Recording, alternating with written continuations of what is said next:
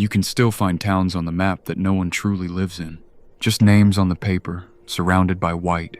Kennecott, Alaska, is one of them.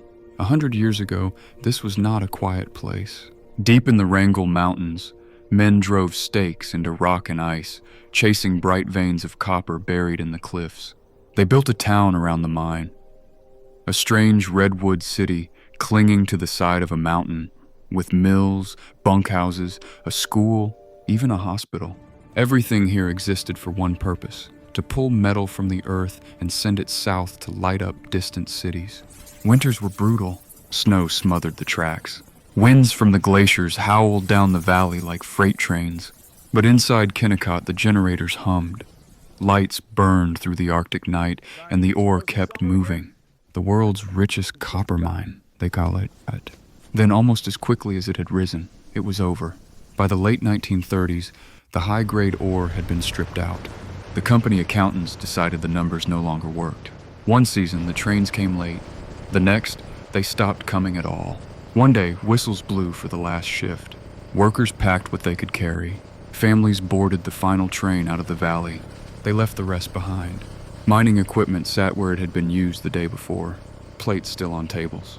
Chairs pushed back from desks in the office. In the mill, conveyor belts hung silent over chutes that would never again run green with ore. Kennecott became a ghost town. For decades, only snow and ravens moved between the buildings. Drifts piled against doors. Windows went dark, then broke. The railroad tracks rusted and vanished beneath moss. On some maps, though, the name remained. A tiny black dot deep in the Alaskan interior. Our story starts many years later with a different kind of visitor. Evan was not a miner. He was a photographer from Anchorage, with a used pickup, a second-hand drone, and a stubborn love for forgotten places.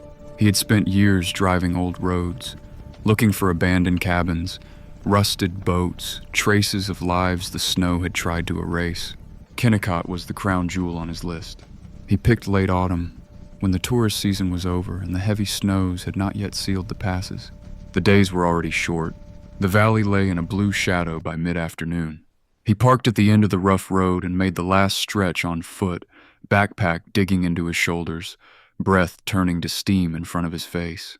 When he crested the final hill and saw Kennecott spread out below, he almost forgot to breathe. The mill building, a giant red skeleton of wood and rusted metal, still clung to the slope just as the old photos had shown.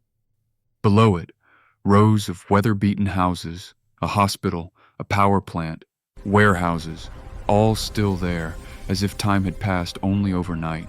The snow that had already fallen dusted the roofs and steps, softening the hard edges of decay. He spent the remaining daylight moving through the empty streets, his camera clicking in the thin, cold air. Once, in front of the old general store, he thought he heard laughter, sharp, quick, like a joke told between shifts. But when he turned, there was only the wind tugging at a broken sign. By the time he reached the far edge of town, the light was almost gone. Clouds were thickening over the peaks. The air had that particular stillness that comes just before a storm. He had planned to hike back to his truck and camp there. He changed his mind when the first flakes started blowing sideways. There was an old bunkhouse near the mill with a roof that still looked sound. The door resisted, then gave way under his shoulder. Inside, his headlamp cut across rows of iron bed frames and rotting mattresses. Someone had left a pair of boots under one bunk half a century ago. They were still there, leather cracked, toes full of dust. Evan unrolled his sleeping bag on a bare metal frame, set up his small stove on a crate, and listened. Outside, the wind rose. It came down the valley in long, low pulses, rattling loose boards, slipping through broken windows, turning every gap in the wood into a whistle. Snow tapped against the remaining glass.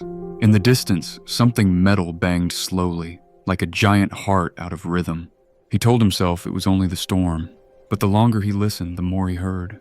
Under the howl of the wind came other sounds, so faint he could almost have imagined them.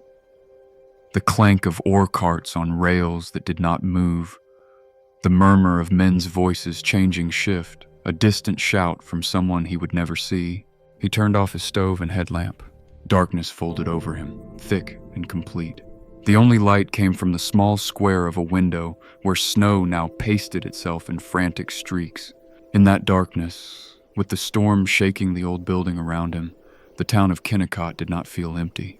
It felt crowded, not with ghosts in sheets or flickering figures, with impressions, footsteps in the corridor just beyond his sight, the weight of unseen bodies dropping onto metal bunks, the brief warmth of a conversation in a language of clinks and shouts and laughter that had ended before his grandparents were born.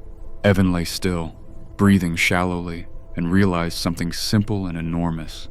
For the men who had lived here, this town was never meant to be a monument. It was only a place they worked, loved, fought, got bored, got hurt, raised children, grew old. A place as ordinary and alive as any other. The ghost was not Kennecott. The ghost was the idea that it had once been empty. Sometime toward morning, the wind began to fall. The strange layered sounds thinned, then disappeared. By the time a thin, gray light seeped into the bunkhouse, the only noise was the slow drip of meltwater from the eaves. Evan stepped outside into a world wiped clean. The night storm had covered his footprints. The town was once again a still photograph of itself, framed by white. He took a few last shots. The mill backlit by weak sun, the hospital's broken windows staring down the valley, the old railway trestle vanishing into the trees. On the hike back, he kept thinking of the boots under the bunk and the phantom echo of carts on rails. His video, when he finally uploaded it, was beautiful. Sweeping drone shots of the red ruin against ice and sky, slow pans through empty rooms, a calm voiceover about history and abandonment. He did not mention that on one winter night, when the storm pinned him down, he had heard the town talking in sounds no microphone could catch. Some stories, he decided, are not meant for the comments section. They are meant for the place itself, and for the snow, which remembers more than it ever says.